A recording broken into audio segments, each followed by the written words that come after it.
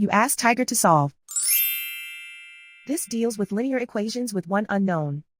The final result is h equals 7/6. Let's solve it step by step. Simplify the expression. Group like terms. Simplify the arithmetic.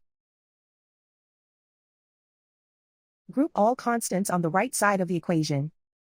Add 14 to both sides. Simplify the arithmetic.